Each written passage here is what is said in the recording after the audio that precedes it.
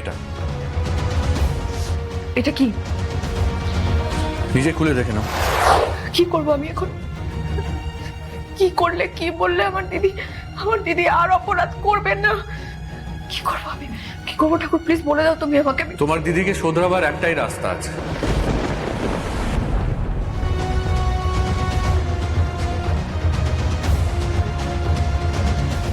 এটা এটা কি? নিজে খুলে দেখে নাও। তুমি অ্যাপ্লাই করেছিলে।